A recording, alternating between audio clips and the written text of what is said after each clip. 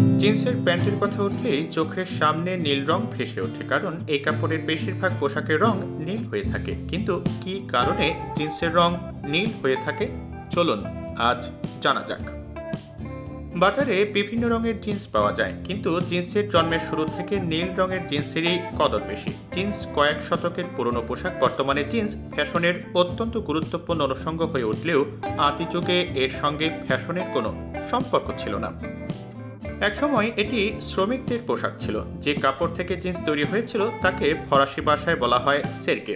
এটি নাম দেওয়া হয় সেরগে ডি নিমস। এটি পরে সংক্ষিপ্ত হয়ে ডেনিমে রূপান্তরিত হয়। এরপরে ধীরে ধীরে ইউরোপ জুড়ে ডেনিম জনপ্রিয় হয়ে ওঠে।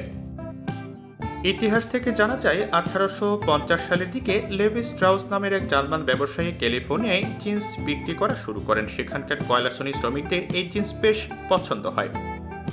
এই কাপড় বাকি কাপড়ের তুলনায় অনেকটাই মোটা, সহজে ছিঁড়ে না। সে সময়ে আমেরিকায় এই জিন্স শুধু শ্রমিকরাই পরতেন। প্রথমে ডেনিম অনেক রঙের হতো, কিন্তু পরে দেখা গেল শ্রমিকদের অন্য জামা কাপড় ময়লা হয়ে গেলেও নীল জিন্স নোংরা কম হতো।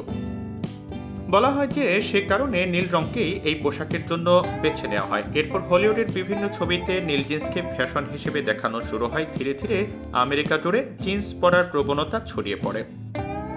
দেখা গেল আস্তে আস্তে বিশ্বের বিভিন্ন দেশের বাজার দখল করে জিন্স। এমনকি এখনো বেশিরভাগ জিন্সের রঙই নীল রাখা হচ্ছে।